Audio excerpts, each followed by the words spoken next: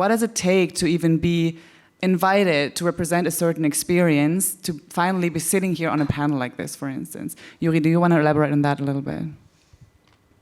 Yeah, often when I'm invited to panels that don't have like a specific topic, but that go like, I would like to have you and your perspective, then I'm already wondering like for which diversity category am I booked now? But I think in a lot of cases it's important that we learn how to say no, because this is also how capitalism operates. If you need it to survive, cool, go take your coin. We're still being punished, we're still being ostracized. So working within the system is always, I feel, a little harder. But I think there needs to be all of these forces. There need to be people building their own system.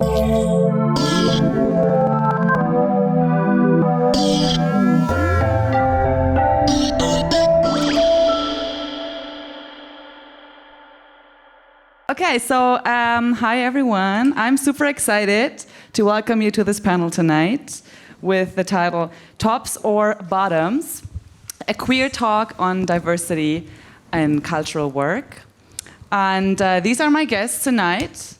It's no one less than House-of-Living-Colors performer, comedian, speaker, multimedia storyteller, and chef, Naya, also known as LUX VENERA. Then we have somebody who just arrived on time. She is an activist, pop diva musician, Achan Malonda. And we have author and columnist Juri Wasenmüller. So give it up for the guests. Yay! Thank you. Okay, so before we jump in, I quickly wanted to talk about the title. The juicy part, tops or bottoms, we will leave that for later. But we will look at the terms queer, diversity, and cultural work to start with. So just to say this up front, the queer experience is by no means a uniform or consistent experience, right? And we can never look at LGBTQIA people without their positions and possibilities separately. Because the queer identity is one that acts colonial at times as well, right? So we are going to try to have an intersectional look at the experiences as well. And even us, we are a very unique and special combination of people here tonight on this panel, but we're also just a fraction of a much larger and very complex community. That much about queer. Diversity is a great term, it's the buzzword of the century, I feel. We are going to dissect this term good later on. So we're gonna jump in now with cultural work. And cultural work is tied to cultural institutions, which oftentimes creates this idea that it's something static, something abstract, something that is not changing, while really it's something that is made by people, implemented by people, and also framed by people, right? Existing within larger constructs and systems, and there are certain mechanisms at work there. And I do want to look at the gatekeepers and mechanisms at the very beginning. So, Naya, I'm going to start with you. First question goes to you. When we talked before, you said, yeah, the mechanisms is a good start, actually, because these are never changing. Like, you've been performing on institutions, on stages throughout Berlin, and you have made several repeating experiences, right? Do you want to talk about that a little bit for us? I am so glad that someone is asking me to talk about these experiences. Like, I have a long list of public apologies, like Gorky Theater. I could name all the bitches. They can't sue me because they apologized publicly. But essentially, like, I think this gatekeeping thing is really, I think it's the best way to start, because, like, people are absorbing these narratives of oppression, queerness, marginalization, exclusion, but they are still privileged. So they read the text and they think it's themselves. Like, people are still not able, like, I would say that I'm still on the work that I have to educate people to see me, basically. So what usually happens is that there is this game of inclusion, whereas still the same bodies who include someone, and then they put us in, but they never dealt with us. So at the end, it's just a reproduction of like the same violences that happened before, and under these narratives of like queer inclusion, intersectionality, like I've had situations of like in the Gorky episode, I was pushed on stage for crossing 3 minutes of my time as the first performer. It was the 50 years of the Stonewall Festival. I was the only trans woman of color on that lineup. Someone pushed me on stage and told me to stop. And this is like the level of stuff that happens, you know? And I would say about the gatekeeping and the structures is, it goes very personal, because at the end, these people are not ready to include us because they don't know us. They don't have none of us in their lives. So at the end, they can read as many texts as they want, but they are not gonna be able to respect us individually. Right, I think that's also a very interesting point. I want to look on this later on again, because there is this whole idea right now happening that, you know, corporations and institutions want to represent people, so they have understood by now that representation does matter. But oftentimes that's where it ends, right? So it's like, okay, we're going to put you on a stage, but we don't actually want to deal with you or with your experience, right? So thank you. With the negative effect, because that's the thing. They make shit, and then they don't give you time to fix, because they can get another oppressed person. Like, I got public apologies from Gorky, but they never booked me again. And they know I'm here. Like, I have a long list of places in this city. Like, everybody's working with me here. There is a thing of the way that they dehumanize trans women of color, I would say, and especially if they are, and then you're just out. Right, it's like, what is the apology worth in the end, right? Achan, I know that you've also worked with similar institutions where Naya has performed. So like, for instance, you were also hosting panels at How, etc. And when you look back on your career, because you're now often asked to be a speaker, right? Do you feel like there are certain mechanisms similar to what Naya mentioned now that you experience, and there's other moments where you feel like, oh, that was easy access, and that was actually a good experience for me? Well, you know, first of all, there has been a shift within the, you know, not getting asked, you know, after 2020, when Germany became aware of Black Lives Matter, you know, they were booking black people all over the place. But as far as representation goes, you know, like representation, quote, quote, without participation, without agency, without equity, without actual equality is still tokenism, you know, so there is no, that is not, and I've experienced that a lot, you know, and I have to say that what is basically the biggest gatekeeper for me are the conversations that are not really happening, you know, like Germany has this huge issue with whiteness being unmarked and heteronormativity being also, you know, whiteness also being part of heteronormativity. And that is, I mean, I grew up here, I was socialized here, so I speak white. You know, I can do the code switch. I have that double consciousness. I work and I can access white spaces.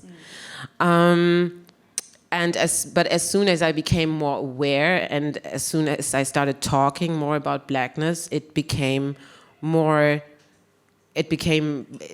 difficult for me to actually navigate spaces without experiencing violence. And I've been experiencing violence before that, and all of a sudden I started speaking up. And then, you know, it's, you know, there's those alliances are changing. And the other thing is also, and that is something that is also, I think, is also affecting the community here in Germany, is a general lack of understanding of what solidarity actually means, and that solidarity needs to be intersectional. You know, and that solidarity needs to be, I mean, I'm all here for identity politics. I'm a black woman, it's a black concept, I'm all here for it, you know. But, I mean, you know, I cannot, we put this demonstration on the street this year. I had an art project it was for me, it was an art project. I went to a white CSD and I basically said, okay, look, I want, QTI BPOC, I want a demo just for them. And I tried and put that on the street, and I had a really, really great team of people, and we actually did it on the 26th of June, and it was really cool. And we actually managed, after addressing the audience repeatedly, to have people of color in front, trans people of color, inter people of color, non-binary people of color, to have them really there where they belonged, in the front lines. There were still a lot of white people taking up space. And with this, well, now I forgot where I was going with this, but yeah, but thinking about this, thinking about us as a community has to be more than thinking my own identity at some point. Right, yeah. I also want to loop this back into what Naya said before about the experience. So like all the allocated experiences people of color, women of color, trans people of color especially make when or even before being invited onto a panel. Because Juri and I spoke a little bit on this as well before, and I thought it was really, really interesting when they said, well, I wish there was more of sort of like an awareness of the pain that needs to come first before even being seen, right? So like, what does it take to even be invited to represent a certain experience, to finally be sitting here on a panel like this, for instance? Juri, do you want to elaborate on that a little bit? Yeah, often when I'm invited to panels that don't have like a specific topic, but that go like, I would like to have you and your perspective, then I'm already wondering like, for which diversity category am I booked now? Like, do they want the working class story, or do they want the more juicy migrant Russian-speaking working class story, or do they want like a queer person on the panel? And often, like without this being outspoken, it goes with like very stereotypical narratives and imaginations of like migrant and queer lives. Like there is this whole subtext of okay, you come from a Russian-speaking background and you're still queer, wow, this must be really tough. Or, I don't know, your parents didn't speak German and now you're a writer, wow, you made it. And it kind of, like, I have the feeling that the stories that are wanted from the audience are like ones that are easy to digest because they don't make the social order shake. Like, they want stories that show, okay, if you're hardworking, then you can make it. Just confirm the order, basically. Yeah, because like stories that don't name the power structures and also like the lack of access that exists, and also like this thing of all the pain or the issues that people have to then work through this and get the access. I mean, it's also for a reason that people don't want to show this vulnerability maybe on stage or like expose themselves so that other people have their privilege checking and learning. But so you're in this constant tension between wanting to use the visibility you worked for and that you have maybe at some point, but at the same time not wanting this visibility to be appropriated and exoticized. And I think it's difficult to find self-narratives of like, what do I actually want to do on stage without always double-checking of like, what does the event manager want, what does the audience want, and what do I want for representation for a certain community. Yeah, exactly. It's also an interesting point with what you mentioned with the appropriation, because it's also oftentimes I wonder about these sort of conversations because they're already framed a certain way where the audience sort of like gains something from the pain, right? Or like the negative experiences. Whereas how do we have a sort of like conversation where the learnings are also for the people who have had these experiences, but not only for like, say, like the stereotypical white audience, right? Who's like, oh, okay, we're getting a little glimpse here now. Great, now we can move on with our lives. Yeah, I think often there's also not the space for more complex stories. Like, for example, to deconstruct Western queerness, or like, because often people that don't fit into the stereotypical, I have to be out and proud in every context, because people, because of violence, choose to maybe not be out in certain contexts, etc. Then their queerness is not seen as queer enough in like the German white Western context. Yeah, no, I relate to that a lot because I mean I don't know how you two felt about that, but actually what Juri just mentioned really rings a bell with me. simply because growing up like with Asian parents, like a coming out story was not a thing, right? So like there's a completely different way of dealing with somebody who's queer in your family. So naya. But also this thing of queer, like, because even like I have a lot of criticism about it, but like my point is not even like to deconstruct that. The point with Western people is not like I don't want to deconstruct queerness. I just want people to understand that it's like the problem is that they don't accept other things. Like Africa and South America, we have a long list of like types of like identities, like gender, like pre-colonial, like it's so long. The problem with when I address, it's like people cannot absorb other things. We don't need to deconstruct what is here. Like apart, I think for like Western people, unlearning what we do, unlearn is what we have to do. People who have been colonized. Like I think unlearning for you is to learn. Because at the end, like this thing with being queer, like baby's gender is always contextual.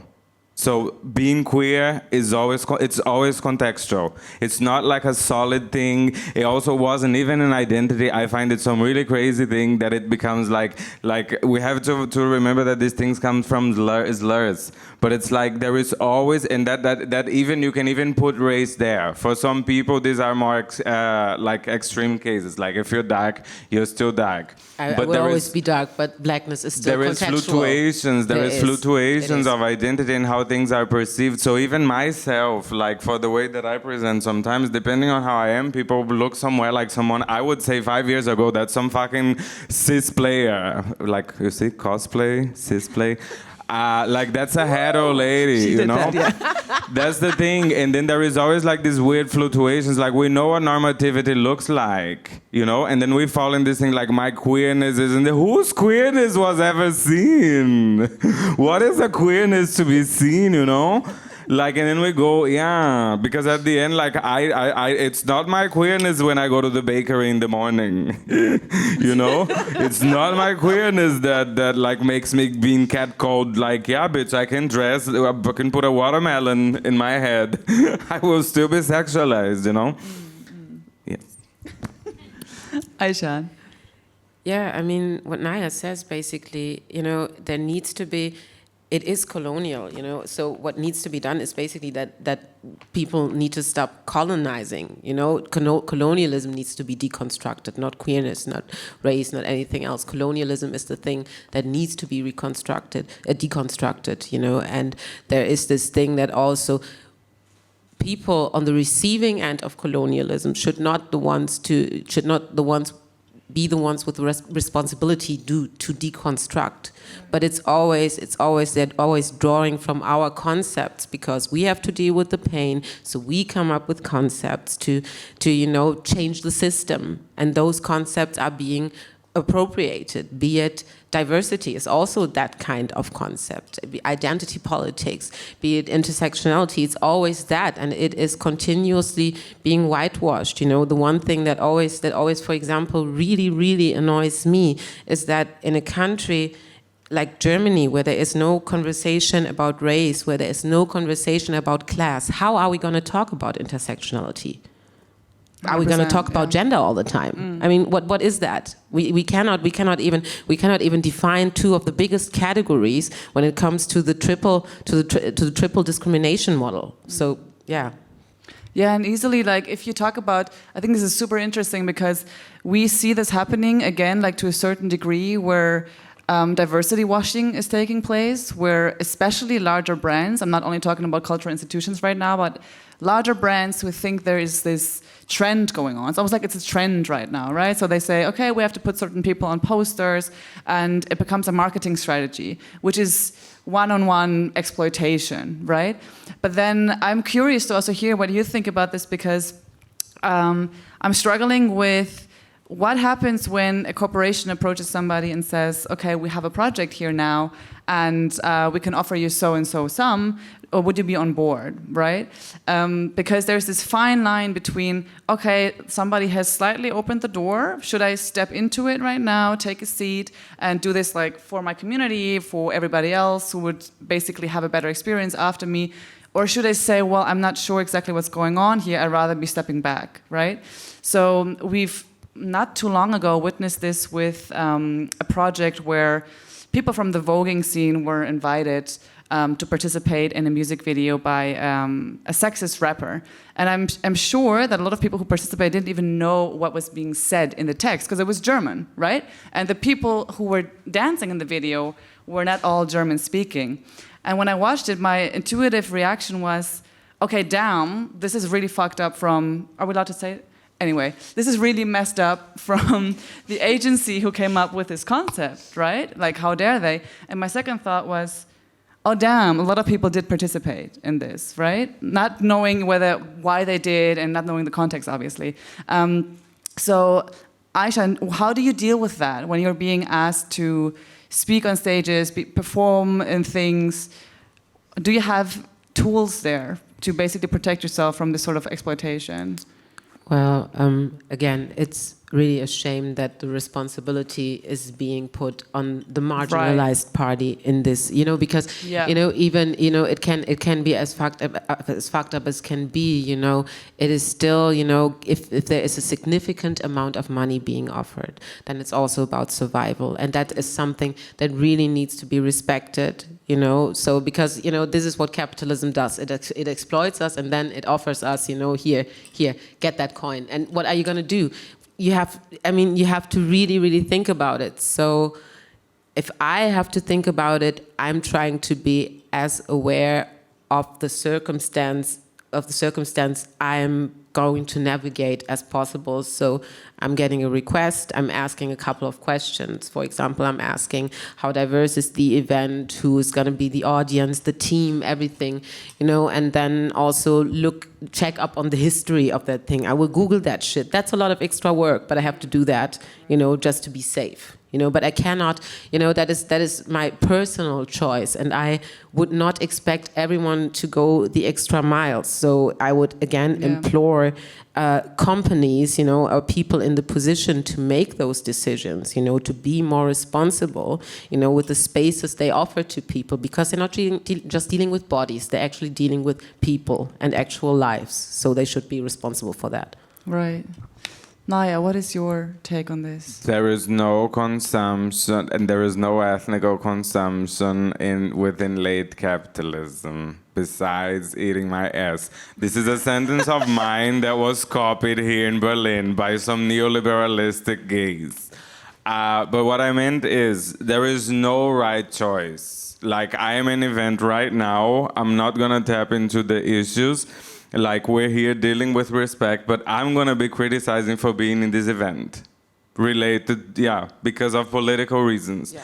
I will be on the line of fire for just sitting here, Right. Although I have a clear position among things. So my point on that is that, we have to understand this part, that, not put the guilt on the oppressed person. Like, I've had it last year that I was performing in a place, I don't know, someone came to me, oh, you're not boycotting them. And then there were 2 people in the line behind me who booked me, who applied for the fund, who knew that the people were shit, but then they come to the trans girl of color and be like, oh, you're supporting these people. And you're like, I'm very third world.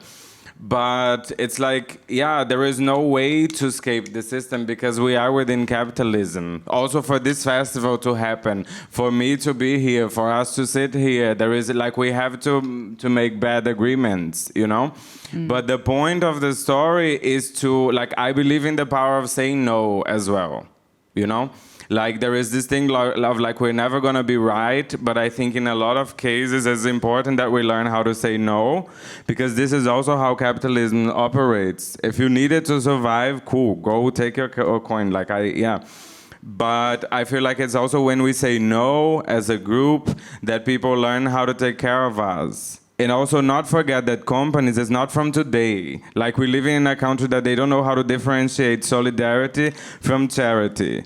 Companies do marketing with inclusion. They have been doing it for decades, So the first thing that I ask for institutions is not to look at me and say that you're doing work for me, that you're doing me a favor, that you're putting me inside. I'm like, Gata, do I look like I, I bring people, I deliver my work, That is also, I mean, this whole get the coin idea, but also like drawing the line somewhere and saying, okay, I can say no in order to basically shift the way we're being approached as well. I also have a question for you, Juri, because you've been working with really renowned publishing houses as well. You're a writer for Missy Magazine, for Taz, you know, like really big names. And I do wonder, like, what is your experience? Like, who even gets to write there? You know, like, who gets access to that as well? Like, and how do you experience it for yourself? I found it funny when you said really well-known publishing houses, because is that a these bubble? are like the niche kind of lefty queer feminist magazines. Okay, welcome to the bubble. Yeah. But I mean, also it's no surprise I'm writing there, because these are like the ones that actually have an interest in having a more diverse pool of authors. But the problem is, like, talking about money, which you have already mentioned, that these are also the publishing houses that pay least. And often people are really surprised, like, how precarious journalism is actually. Like, for a text you get, I can say it, for my column I get 50 euros. So you don't do this for a living. Damn. Like, yeah. Okay. It's really sad. So you do it for the cause more than anything, I guess. Yeah, I do it because I like the Missy magazine, and also it's a cool team and so on. I really like you. Right. But the thing is, like, who can actually write there? Also, for example, the access to journalism. You have to do 10 unpaid internships before you can apply for a poorly paid traineeship, and then you can maybe apply for a permanent job. And then people are wondering why in these institutions there is like white cis men who inherited a flat in Kreuzberg, don't have any kids and any expenses. Amen. That's right. Yeah, and the thing is also that often diversity is bought via freelancers, like that the decision-making positions is still white men and white cis men, and then the diversity is kind of bought via freelancers, which is again a very insecure position of not knowing how much money you will have in the end of the month, etc., and who can make these decisions to live as a freelancer for these kind of newspapers. And I think there must be like a lot of structural changes inside these institutions to not only use diversity as a phrase, but to really actually implement diversity. That's right.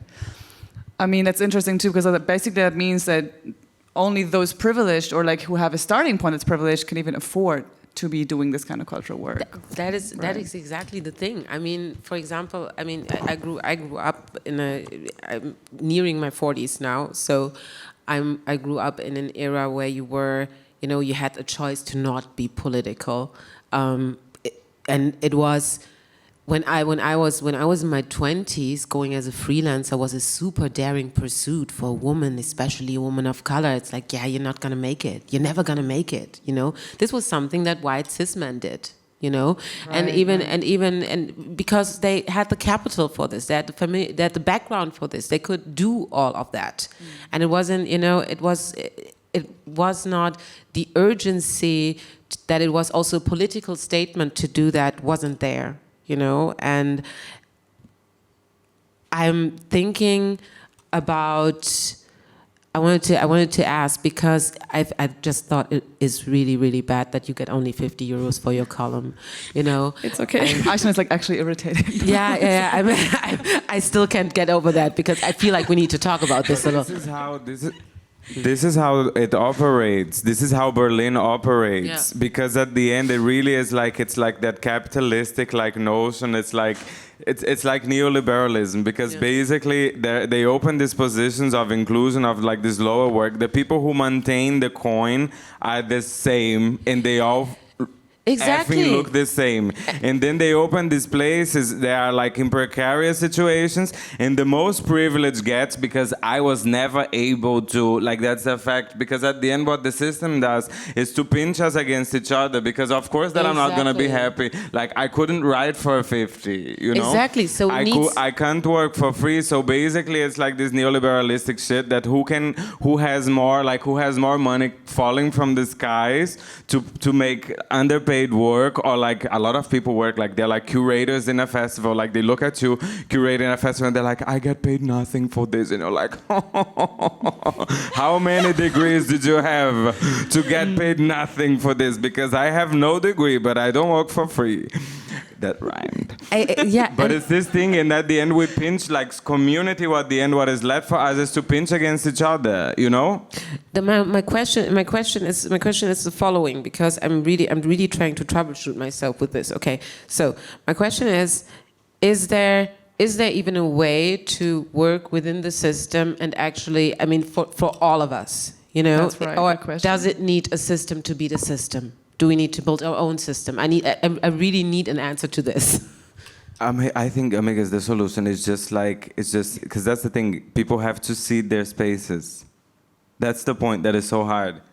People, like, that's why, and in Europe especially, because I think in Brazil or in the American continent for a bit, like, indigenous people were there, black people are so many, so for you to just, to a person, at least verbally, you probably will never be able to take her away, but it's just that thing, like, here, people are not able to conceive the fact that intersectionality often means quitting your position because you're just holding on to that. Because at the end, the only solution that I see within capitalism is that the people who manage a festival of this dimension are us, or that we are there. It's like the people who have like curators, researchers, academics, like the people who have the power to accountants, like there are all these jobs, because the trans people and people of color, we are all like beautiful people with like hoops and earrings and looks, and we're talking cool things on stage. I'm like, I want a trans accountant of color. Yeah, I don't need to be on stage to bring diversity. I want this, like we have to have this thing, like to have agency to include people, because that's what happens. Like we talk a lot about class here, but for example, one of the things that happens here the most is that people don't talk about, like, we're all people of color, but then someone is from New York and I'm from the poorest area in Brazil. I have to take 5 flights to get home. You know, these are the things that Berlin falls into, because at the end, like, no third world people, no woman of color in agency, no dark-skinned woman being a curator. Like, there is these things, like, you just don't see. And then people are still talking to us, we're doing the best, and you're like, you know you don't. I would like to pick this up. Yeah, give it up. I want my money. People think that I'm here to make justice. I want your house. I want your houses. I'm serious. I did not She'll come for here. you. I would like to pick up the question again from Achan, because if we think about where we are right now, though, too, right? If we are in a system where we have both capitalism, neo-capitalism, and the patriarchy working together very closely, we will not see, I mean, it's ideal, obviously, that people would say, okay, I'm going to quit my position, here you go. But realistically, that's not going to happen. So I'm wondering, like, how much sense does it make, or is it even possible to, like, have moments within the system where you can actually have sort of like a redistribution of resources, or like a redistribution of power, to like at least have certain, like, I'm not even aiming as high as Naya is, you know what I'm saying? Like, I'm trying to find a solution here, like, how far can we go? Is it even possible? Like, do you see options there? But you should aim the highest. I mean, this is exactly the point. I mean, you can't go anywhere below that. Naya is absolutely right, and this is why I've been asking, because, you know, the thing is, it is just thank you for this, because this was really inspiring. You cannot wait for people to just give you all their money all of a sudden. That's not going to happen. Exactly. You know, yeah. And they will not give up their agency so that you will gain more. But at the same time, my question is, why is it only like, there is this thing that, like, I see myself doing here, that sometimes I get called for a job and I'm like, I am not the most qualified person for this. This is a very provoking question I'm going to ask. Because that's about intersectionality. And I just pass my work, unless I'm like in struggle. But what I wanted to say is that in Europe, the only people who do this for me are black women, or maybe native. And that's why we tap into the problem, because like a half of my career of like mostly really, like, I would not have made my career here without like Adrian Blount from House-of-Living-Colors. Like I could make a large list, like my work here tomorrow was Adrian's and she passed me. And at the end, like what I say to everybody is, like these are the people who historically, like I also have like a slave owner's last name, but these are the people who historically should help me the least. They are the ones who give me the most. Like who not give because nothing is given. But really, it's so crazy. Like, it's so crazy. I look and I'm like, why is it only Adrian who passes me their jobs further? Like, of course, like she's still keeping like she has a kid, but it's No, but that thing. I know. It's always the people who have the least who do the most. But as I said, those, I mean, there are these concepts that are keep getting appropriated, and they happen to those intersections happen to be black, trans, of color, you know, and native, you know, those are the intersections that are always where those concepts are coming from. They're often from people who have suffered centuries of oppression, which is why they had to come up with ideas to tackle the system. So there is experience, there's knowledge, and that is something that never really gets acknowledged. You know, there is an expertise there is a canon of knowledge there. And it's always like, because there's always like this idea of only Western culture, Eurocentric culture has a canon. We have that too. We have that too. Right. We have that knowledge, and we have those skills, and we have concepts, and we have ideas, and there is that intersectional solidarity that you were talking about. Exactly, that's what it is. So if we spin this further and we look at, say, approaches for solutions right now, and I want to loop back in Juri as well, where do you think should we start? So, like, what would be if we had, say, the power right now to ask for change, to ask for what we want, what would be the list of things that we would ask for? I was just thinking, like, actually my way into journalism was via a mentoring program for migrant and BIPOC writers. It's called Neue Deutsche MedienmacherInnen. But the thing there is that with these skill-sharing networks, it's all like the emotional labor that people then do because of the shit that other people did, which is unpaid. Like, all of them, or most of them, work for free, and you have like a mentor that opens you the door and explains to you how to write an application, etc. And this is how, like, through this network, I kind of got accesses. Okay.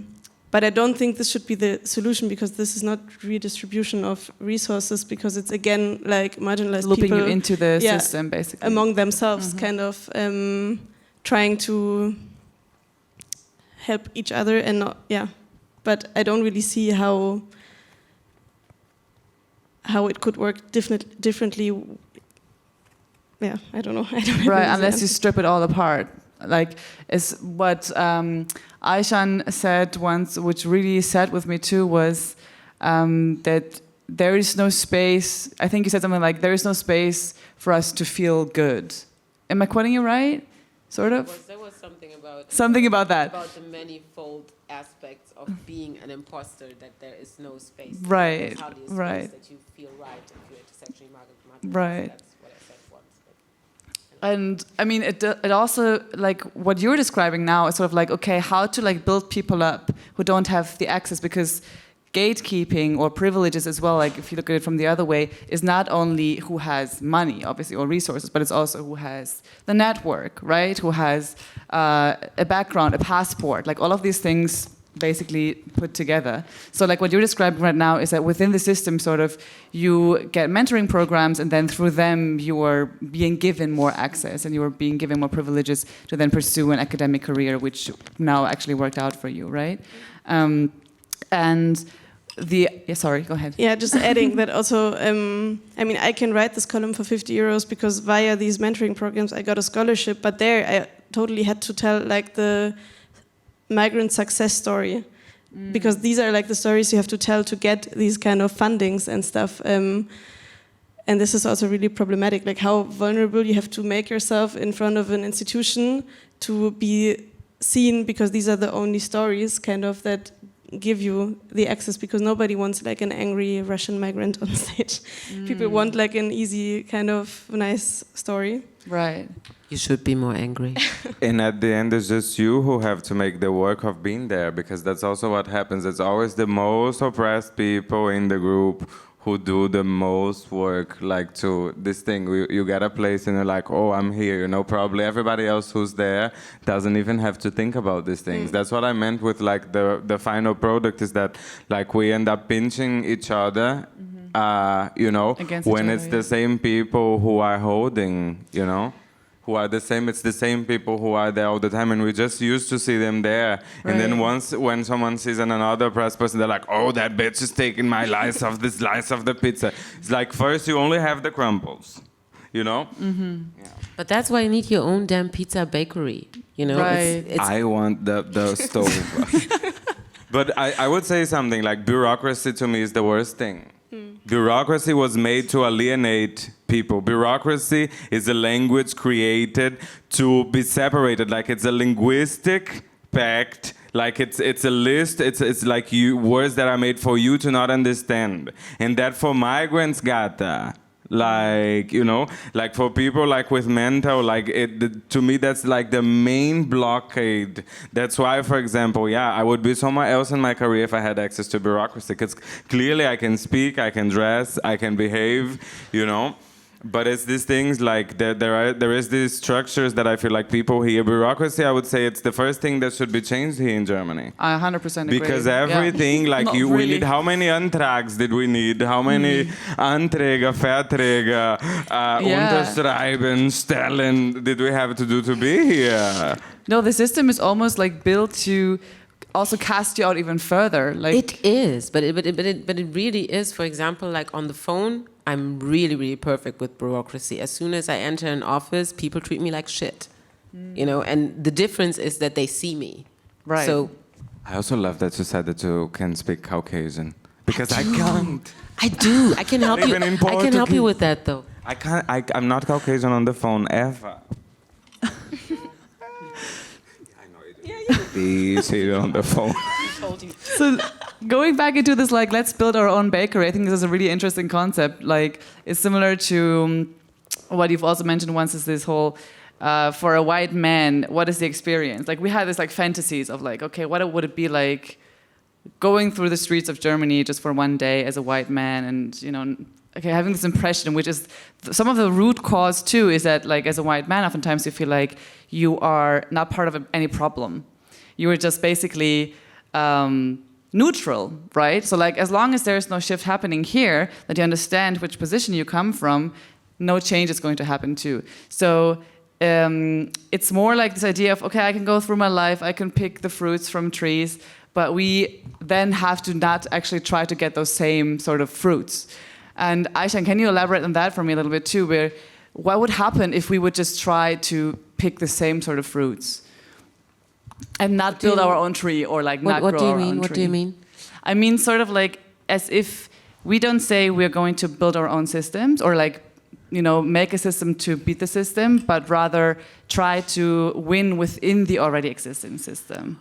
Well, if we were, I mean, historically, what has happened if our ancestors were trying to pick the same fruits, they were killed. You know, they were lynched. They were imprisoned. They were dismembered. All of those things. You know, because there is. I mean, of course, you know, this. It is supposed to be a white man's world. You know, so it is basically there are. What is Strafe auf English? I don't. What is it? Strafe. Punishment.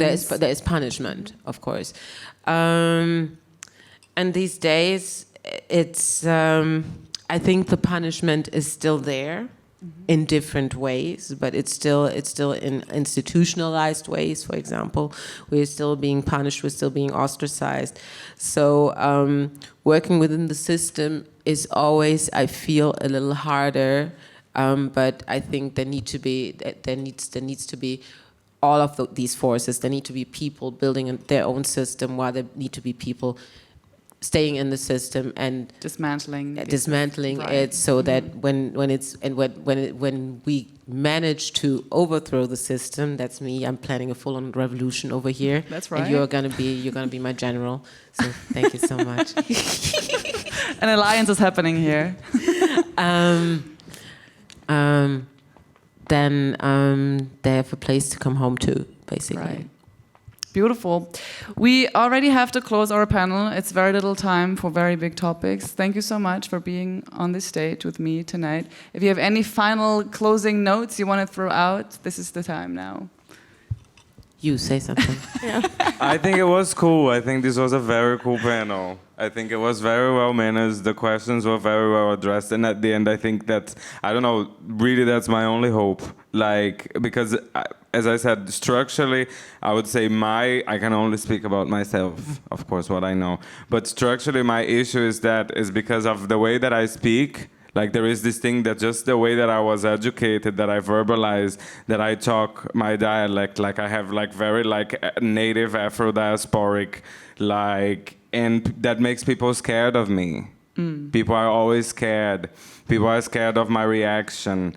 And there is this part that, like, I think you can see from here a lot of who I am. And I may be mad at some point, but what I mean is that these interpersonal relationships, like the fact that we sat here, the four of us, and that we were able to have a dialogue and keep the respect.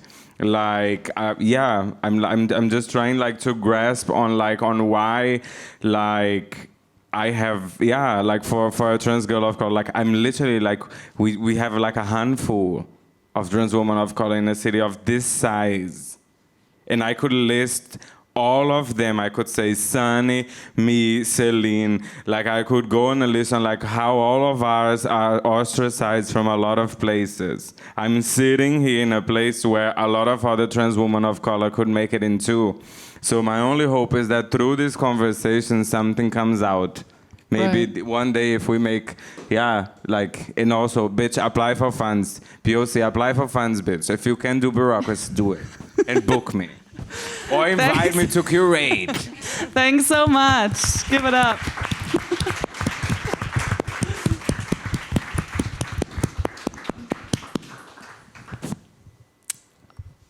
Do I close again? I think everything was being said already.